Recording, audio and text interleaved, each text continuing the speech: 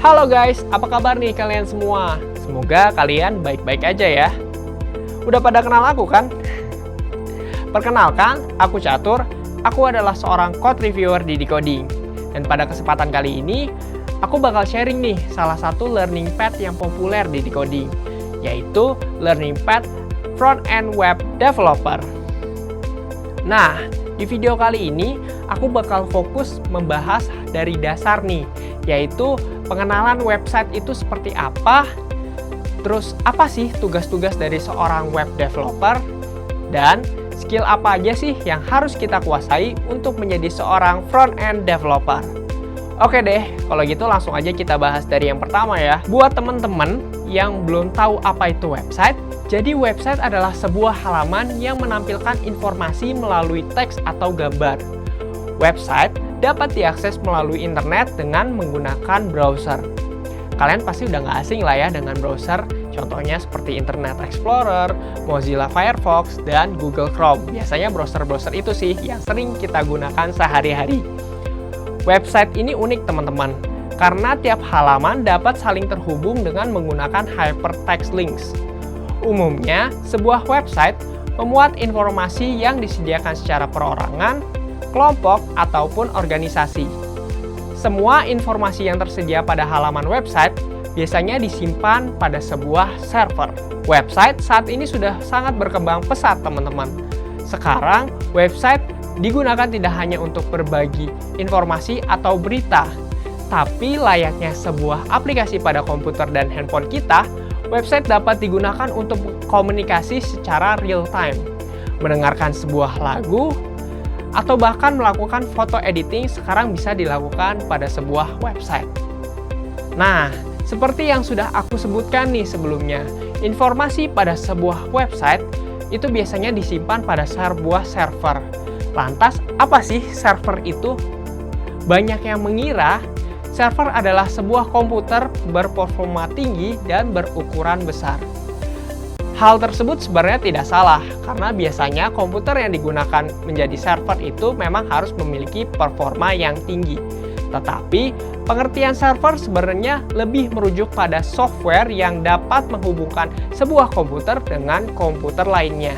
Jadi, penekanan sebuah server bukan pada sebuah komputernya, melainkan pada rule atau fungsi dari sebuah komputer tersebut. Nah, gimana? Jadi udah lebih paham kan apa itu website?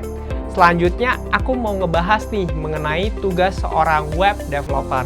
Jadi di industri, biasanya seorang web developer itu dikenal dengan berbagai spesialisasi. Biasanya dibagi menjadi 3 bidang, yaitu yang pertama ada front-end developer, back-end developer, dan full-stack developer. Nah, terus apa sih perbedaan antara ketiga bidang tersebut? Nah, jadi yang pertama nih, front-end developer bertanggung jawab langsung terhadap pengguna, sehingga ia harus membuat website dengan tampilan yang menarik dan memiliki experience yang baik untuk penggunanya.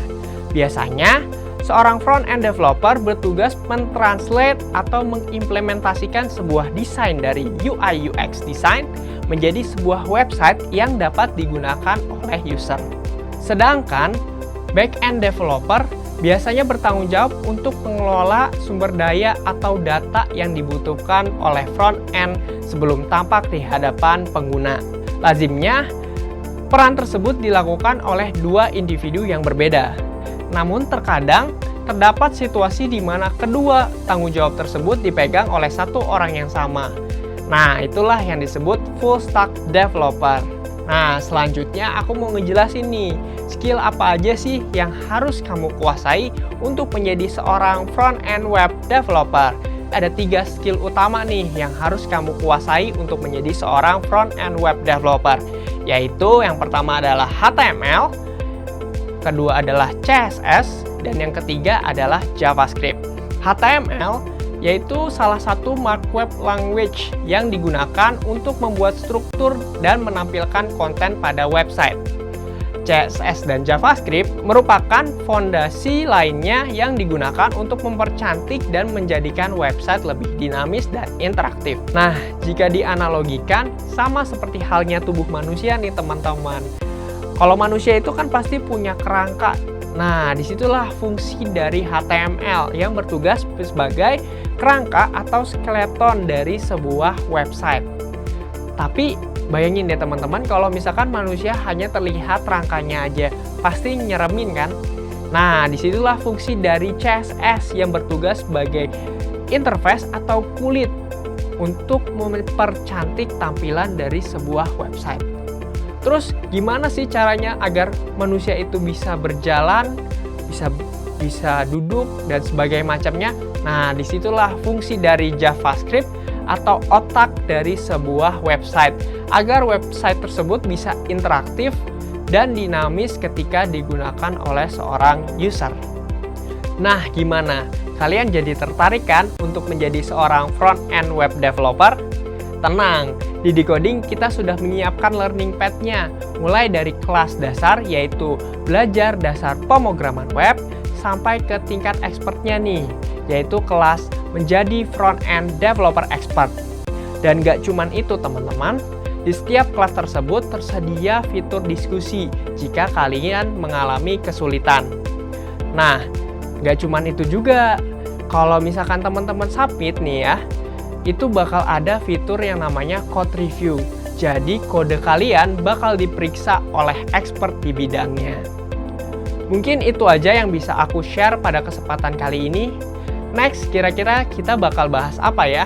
Nah, buat yang penasaran, jangan lupa subscribe ya, supaya kita semakin semangat nih memberikan konten yang terbaik buat teman-teman semua. Jangan lupa juga nyalakan notifikasi, supaya kalian selalu update informasi dari Decoding.